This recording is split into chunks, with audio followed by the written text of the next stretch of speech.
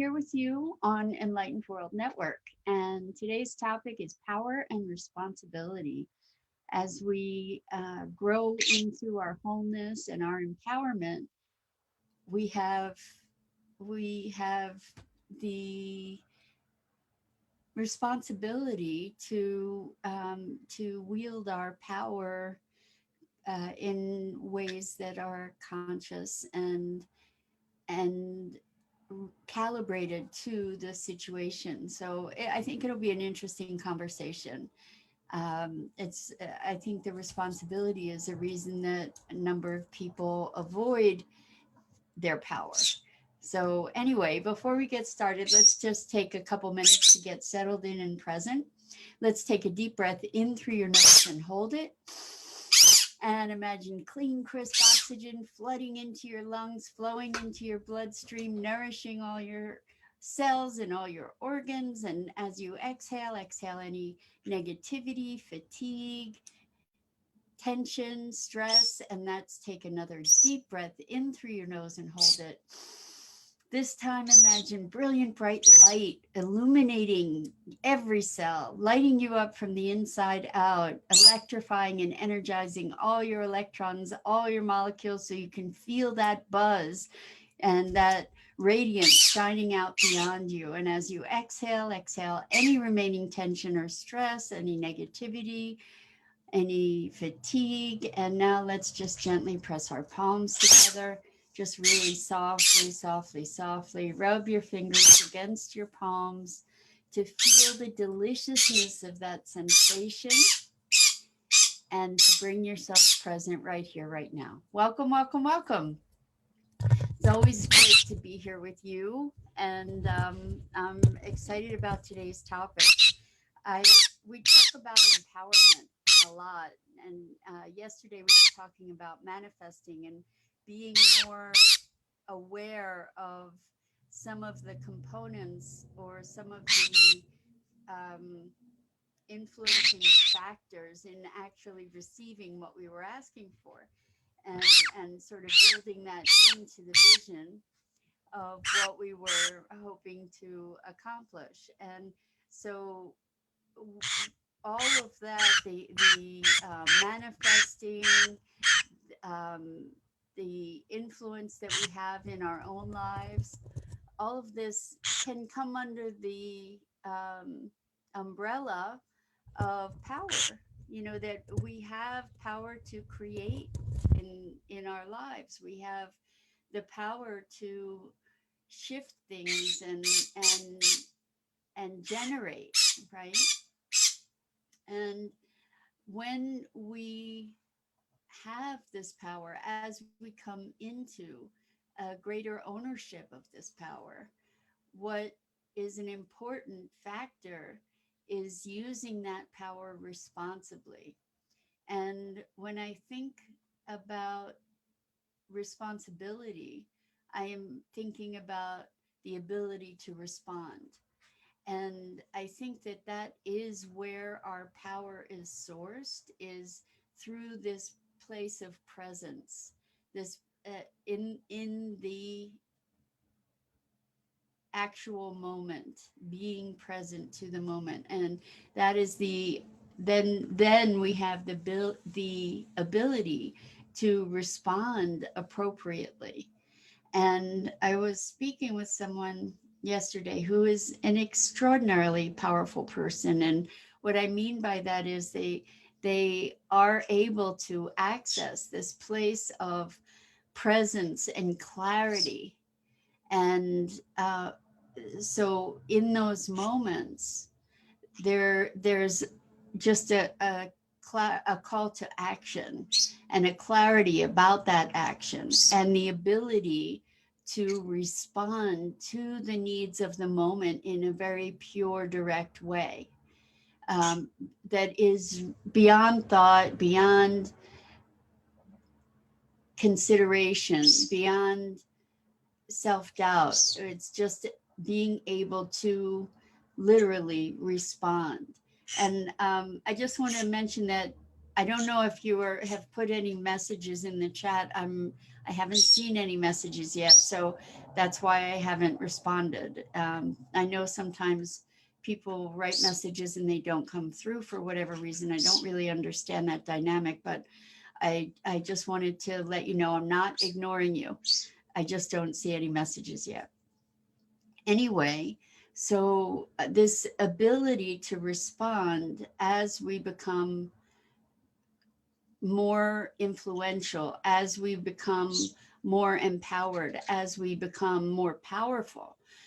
So, in positions of power, we have greater responsibility. And I was talking to a friend who is developing a really wonderful business practice that is very much around awakening, very much around um, well, lots of energy, lots of transformative energy. And I was really delighted to see their willingness to take ownership of their power and recognize that from this position of power they would be challenged to rise. Hey Rosalind, welcome, good morning. I'm so glad you chimed in. Now I know that the messages are working, and it's great to have you here with me. um, we're talking about power and responsibility. So when working with people, in particularly in a context of transformation or psychological kinds of context, counseling, coaching, there's a big responsibility of that is attendant to that, right? And so it behooves us. This person was talking about clearing their demons so that they, as they became more successful and as they became more empowered or powerful, that they would be better equipped, that they would be less at the effect of their personal demons, so to speak. And I think this is it was wonderfully insightful and self-reflective for this person to say, okay, here's an issue that I have, and I see where it could end up being a problem as I become more powerful in this business context, and it could do damage to others, it could do damage to myself, and it could just blow the whole business apart. And I thought that was so wise. Hello, Josie. Welcome. We're talking about power and responsibility today, and recognizing that as we gain greater influence, that we also have a responsibility to ourselves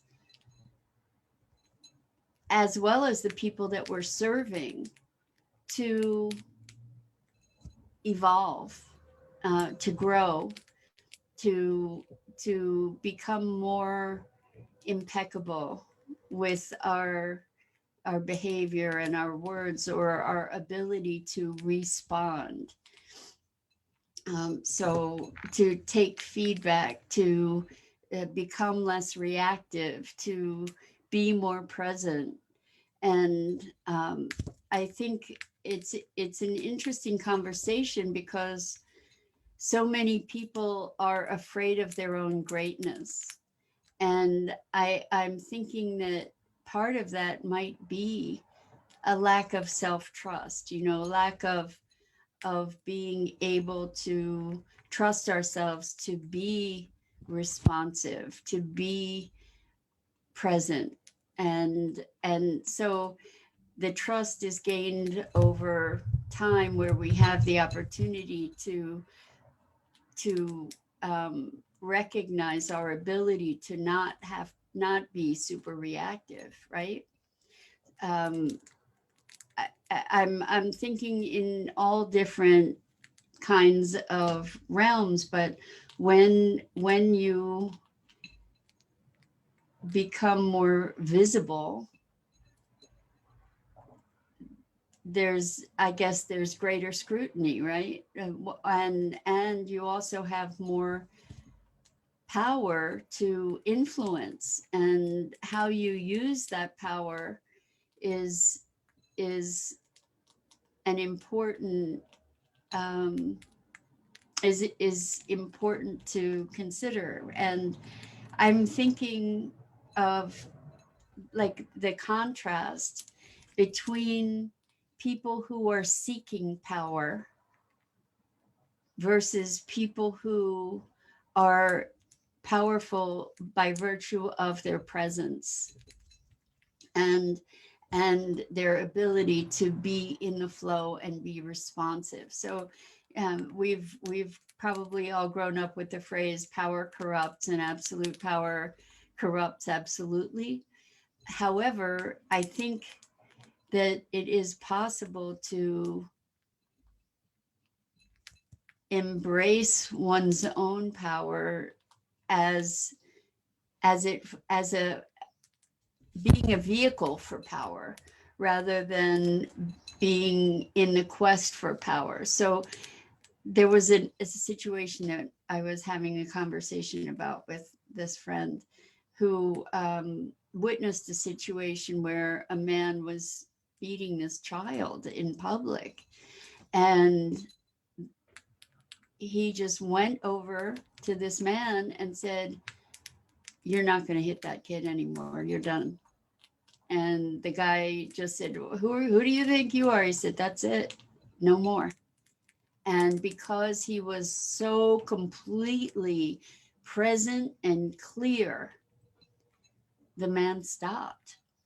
And that was that. Because he came with this power and authority, and it wasn't even, there was no ego about it. He didn't second guess himself in any way. He just saw the situation, and he was moved. It was like this powerful inspiration put him there as this wonderful force that said, "Unacceptable. This ends now." And he was able to do it with such authority and such power that there was no question, and no thought of himself, okay, in that context. So I just want to be talking about that kind of power, like power for good, and how it gets expressed and utilized. So Elaine says, yes, trusting ourselves is key in remembering that nothing outside of self holds the key to freedom or peace, and in living in loving harmony with self. So nothing outside of us holds the key to freedom. That's exactly true, because we are the creators of our universe. We are the creators of our experience. And so when we find a way to align ourselves to our own presence, when we clear ourselves of these demons that I'm not talking about real demons, I'm talking about the things that we have created to limit ourselves, and that keep us from this pure expression from within. Um, when we clear those issues, then we have a greater path to, we are creating our path to freedom.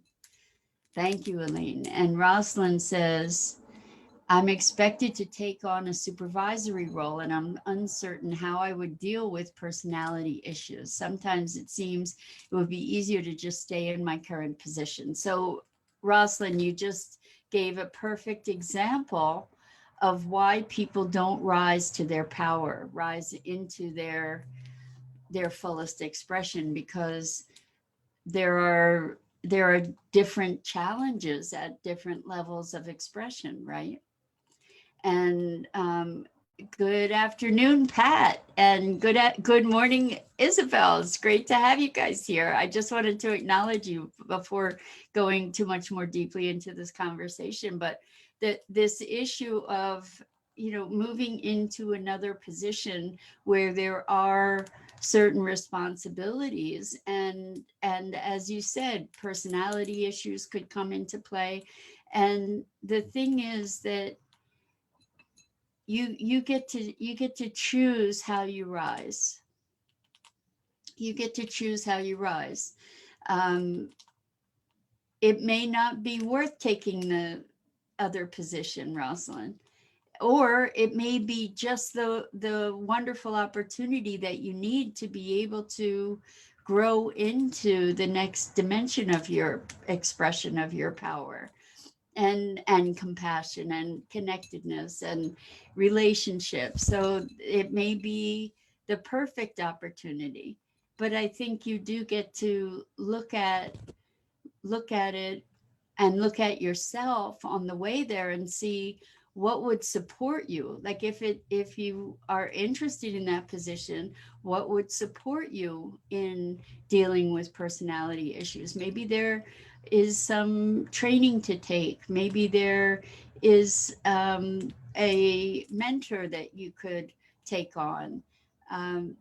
You know, there's tremendous opportunity. So being granted the opportunity of that position gives you a chance to take a look at yourself and where you want to grow and what's available to you from taking on that additional responsibility. I don't believe that um, that constant promotion is necessarily the best thing for our own personal welfare and happiness.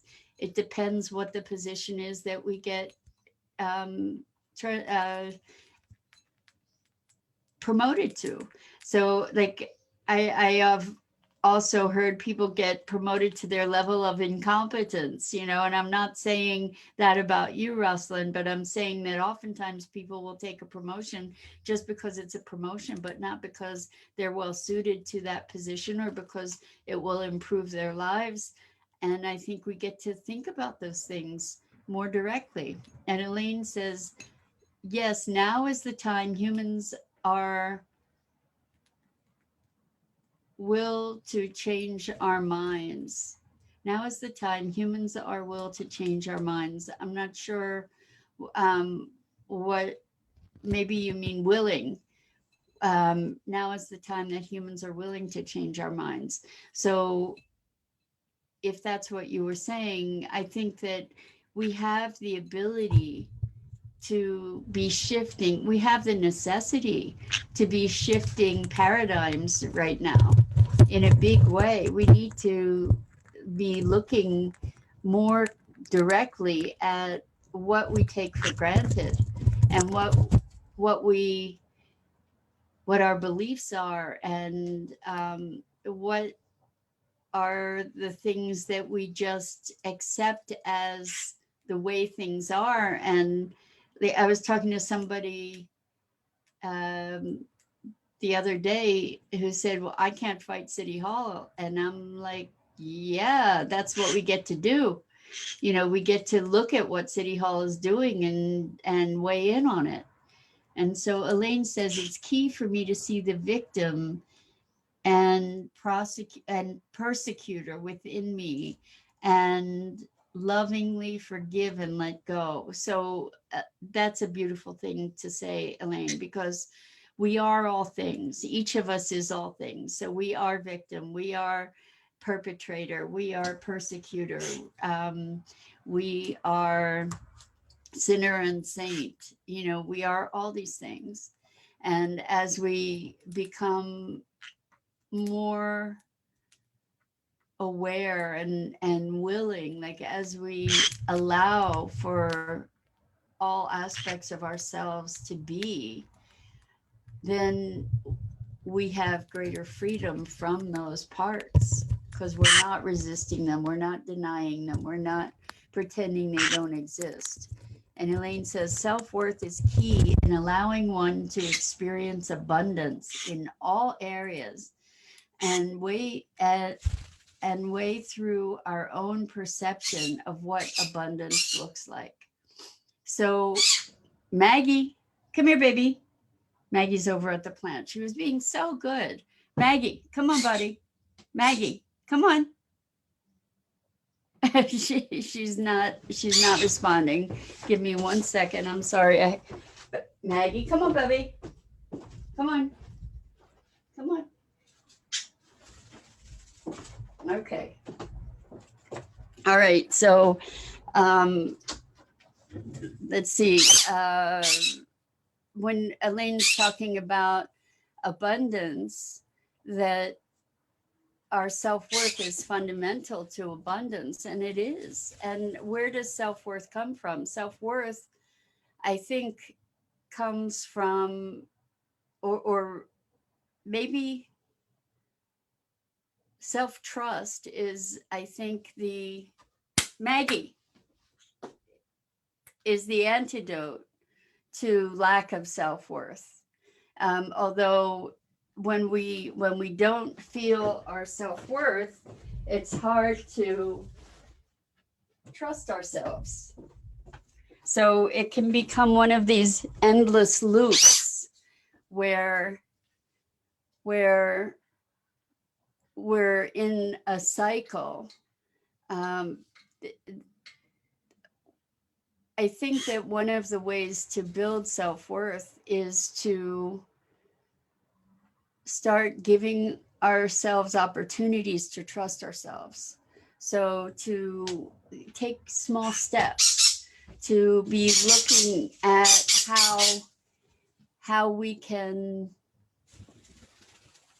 build trust for ourselves without having grand expectations, by releasing judgment on the way to building this trust. If we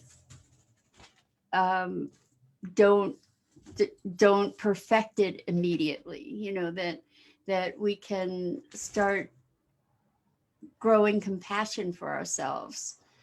And when we value ourselves, then we are able to receive. We're able to receive better treatment from people. We're able to receive material abundance when we believe that we're worthy. And so that's a great point, Elaine. And Elaine says, I have the honor to experience so many things that have changed in so many ways to be the change they want in the world. I have the honor to experience so many people that have changed in so many ways to be the change they want in the world. And I too have been truly privileged. It is a privilege to be able to work with people and facilitate their transformation. It is an extreme privilege to be able to bear witness to the possibility that people manifest in their lives. It's really quite remarkable.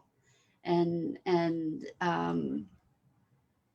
it's also a deep honor to play some role in that, to support and facilitate people as they go travel in their path of healing and awakening. It's really quite extraordinary. So back to power and responsibility. So in that kind of work, when we're engaged with others, there's a call for a higher level of personal integrity and presence, to be really truly honoring the gift of that person's trust. And and to be responsible to that, you know, to be clear, to be authentic, to be present. Um, I find it very interesting, and I have two stories that talk about responsibility that are huge contrast. So years ago, I attended an intensive with Tony Robbins, and it was a week-long intensive. And during that intensive, somebody, one of the participants, had a heart attack, and Tony went with that person in the ambulance to the hospital and spent time with this person in the hospital, told everybody in the whole training, did a broadcast asking for us all to give our prayers and hopes and energy, healing energy, to this person at the hospital where Tony was with them. And the person healed, and it was a marvelous story, and it was spectacular to see how he was fully present for that instance, how he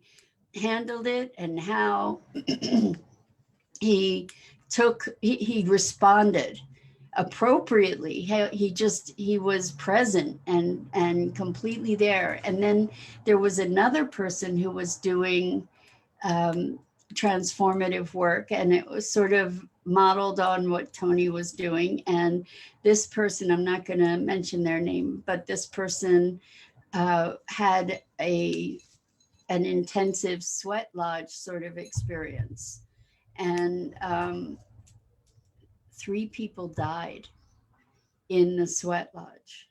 And what this person did was literally had a car and drove away, just drove away, left the scene, didn't address the issues. You know, it was the complete opposite. And what happened to what Tony did, and what happened was that um, this person had a history of meteoric rise and then total destruction, you know, that they perpetrated on themselves or whatever. And this was a big a big deal. They ended up in jail for a while. And this is what I'm talking about in terms of dealing with our demons as we rise to our responsibility, as we rise in our power and expression of it. So Isabel says, from my experience, from being insecure all my life with myself, I lost a lot of good turnarounds in my life. So to younger people, as my children, I say I say and motivate to go for it. Better a failure than a regret of not to. I love that, Isabel. So if we're not stepping into our power because of fear, then we do lose a lot of wonderful opportunities, right? Or if we don't have an experience because of fear, you know, we can cut ourselves off from so much living that's available to us. Isabel says, if nothing else, there are less there are lessons we need to. Um, I'm guessing you mean lessons that we need to have and we get to learn. Elaine says, for me, self-worth comes from knowing your true self, and and leave behind the false self of the mind of fear, the distorted self of lack created by judgment. So knowing ourselves, I think that, well, you say the false self of the mind of fear. So the false self of the mind of fear that's actually a really good way to put it. And the mind of fear, we could also consider the mind of self-judgment, of self-hatred, the clearing these aspects to be able to find love for ourselves, acceptance of ourselves that comes with recognizing that we are all things, that we're not all bad, or we're not all sad, or we're not all good. You know, that we have the capability to be or do anything, and then from that space we then exercise choice. And so when we're talking about power and empowerment, I tend to believe that the